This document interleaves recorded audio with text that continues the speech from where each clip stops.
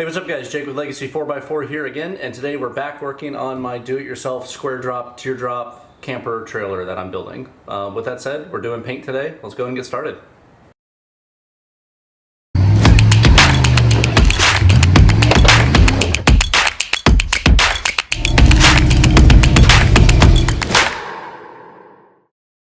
Alright, so in the last video you guys saw that I applied Poor Mans Fiberglass, which is essentially canvas and glue, to the outside of my trailer. It's now the next day. I've let it all rest and cure, so it is a fully cured, fully hardened substrate at this point.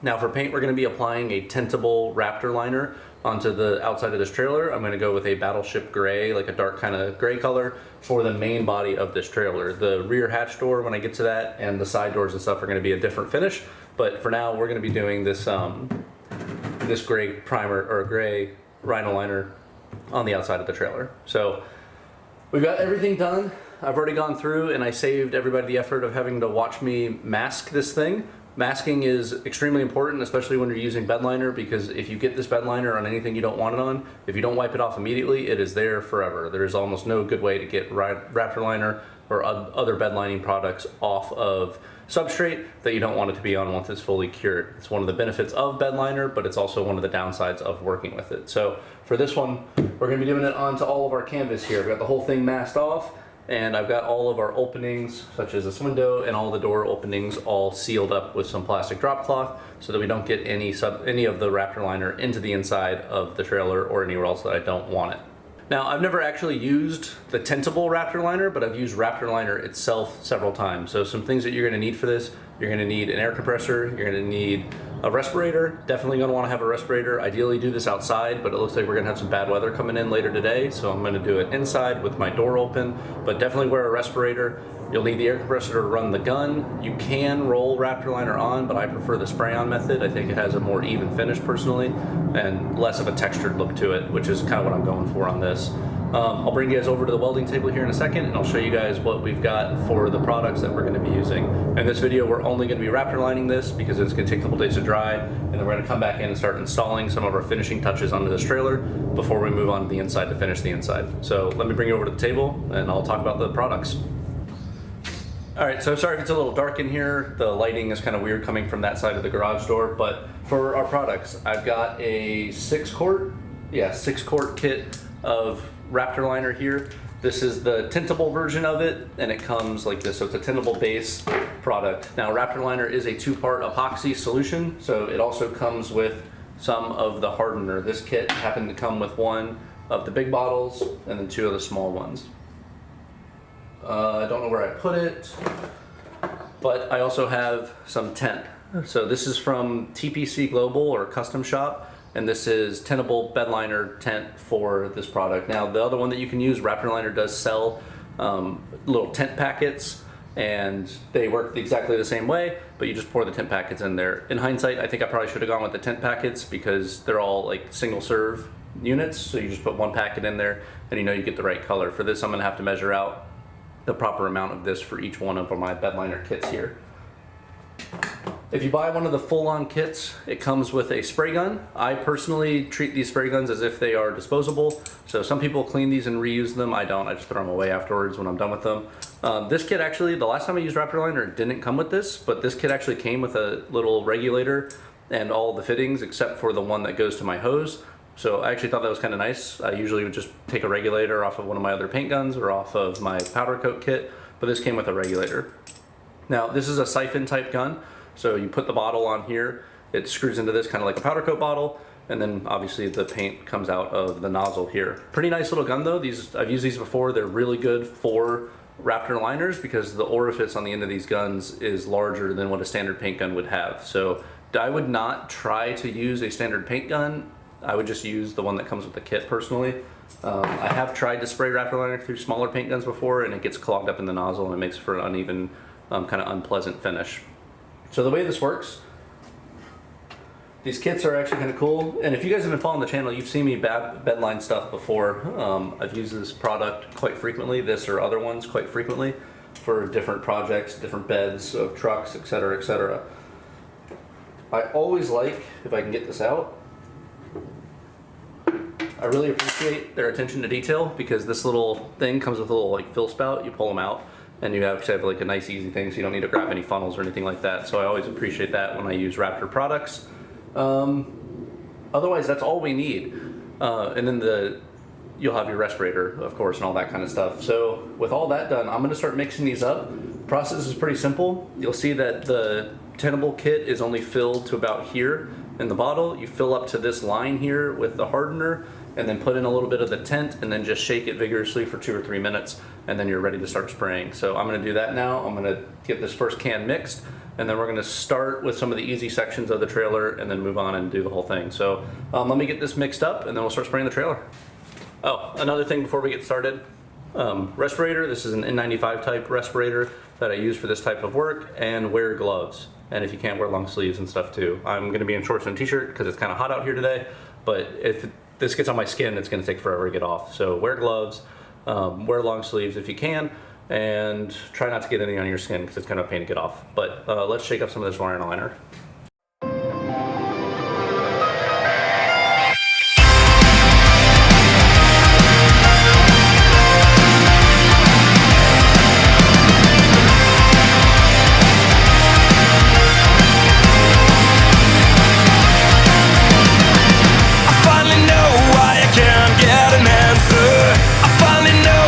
So after you get this all shaken up, as you guys just saw there in that little time lapse, you can then install it onto the gun.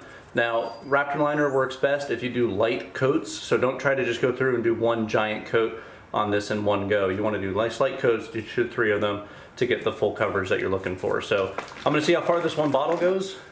We are going to use all of this. Even if I go over the whole trailer with just 2, we're going to end up spraying all of this to get a nice thick coat over this whole thing. So with this all shaken up, put on my respirator and let's get started. Why I feel like a number. They keep a secret into their mind. They never talk even for telling lies. Make me feel at least like a monster. Make me feel at least like a fire. It seems I can't find a place to go.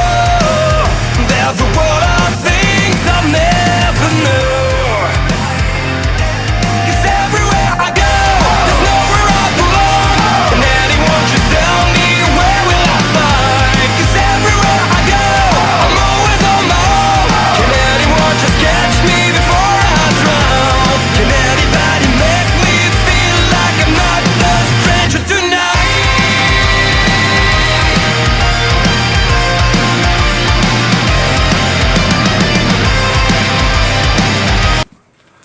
Alright, so it's a new day now because I of course ran out of paint. I estimated originally that 6 of these quarts would be enough to paint this entire trailer, and it was not. Truly you probably need 8, minimum of 8 to do it. Of course, because I bought 6 the first time, and these kits come in 4, 6, and 8, so there was no way to just buy like 2 more of them. So I went ahead and bought another 4 quart kit. 4 more quarts should be more than enough. As you can see, like the paint it's all on there. It's just not as thick of a coat as I would like. So there's like, you can kind of see in the camera there, it's just a little bit of splotchiness. It's just not as consistent of a coat. And then there are a few places that I just completely ran out and just have no paint on them whatsoever. So I figured 4 more quarts will be enough. I'm going to focus on the parts of the trailer that do not have trim on them first. So I'm going to be trimming these top corners. I'm going to be putting some aluminum trim on the bottom 20 inches of the trailer. So I'm going to focus on the parts of the trailer like this mid-center section up front and the whole roof and those kind of pieces first, because those are the spots on the trailer that are not going to have any trim on them. So those are the parts that I'm going to focus all my effort on. But I got 4 more quarts here. I'm already wearing gloves. I'm going to put the respirator on, and I'm going to paint the rest of this trailer with these remaining 4 quarts of Raptor liner. So let's get going.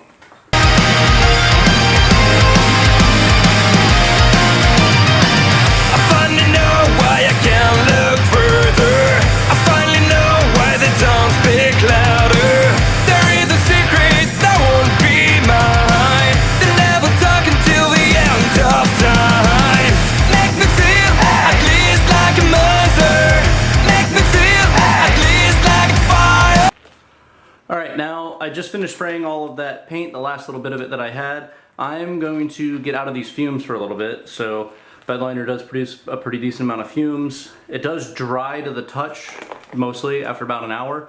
So I'm just gonna let the fumes kind of like push their way out of the garage. I'm gonna go inside for a little bit and just let these fumes kind of air out before I come back out here and take off all the tape. So I will catch up with you guys in about an hour. All right, so we got everything all finished up. I will take you guys around the trailer and show you what this looks like. I went ahead and I was just kind of like vibing again this afternoon. I did a bunch of stuff off camera so you can see where our finished product is. Overall, I'm really happy with the bed liner on the canvas. I think it's a really solid material.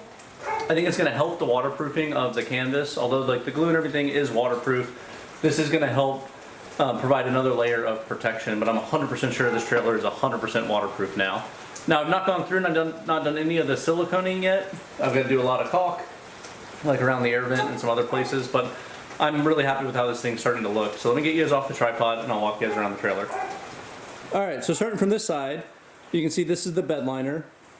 Overall, like I said, I'm really happy with how this looks. It's a really nice texture.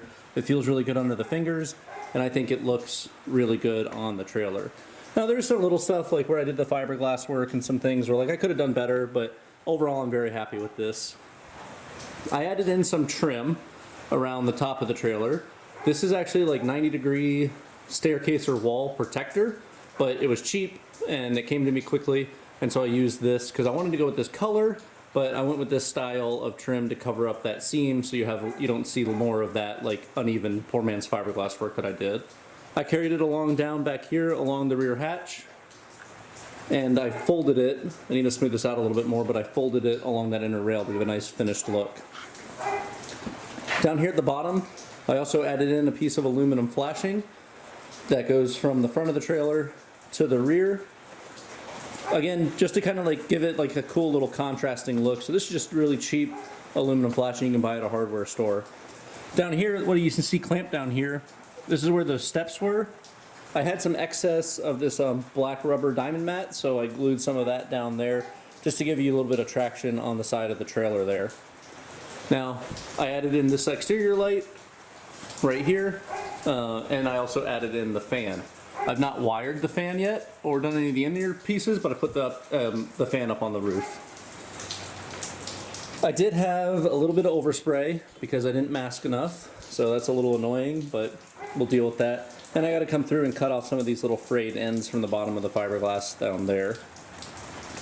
Now moving on, I started putting some stuff in here that's going to live in the front tongue box, and I added some more of the rubber diamond plate up here. This diamond plate is up here to help protect the front of the trailer from rocks and stuff coming up off of the road. I went with rubber for it because it was cheap, honestly. So went with the rubber diamond plate up front there, easily replaced if needed. This is what the front of the trailer's paint looks like with all that trim work. I got to put my window in eventually. And then this is what this side is. So I matched our rear, or matched our aluminum here with a matching little rubber mat back there.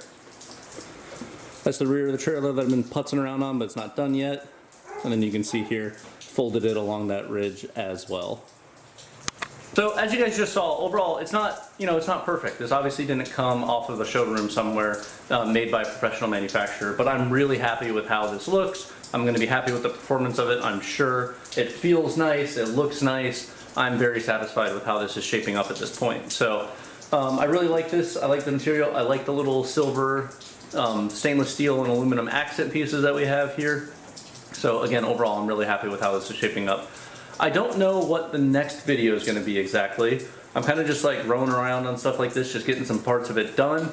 I've got to make a tabletop for the rear. I've got to do both of the drawers. I've got to do the rear hatch. I got to do the doors. I got a lot of stuff left to do. So I don't know what the next video is going to be, but I will catch you guys in that next video and we'll follow up and see where this trailer is going to go.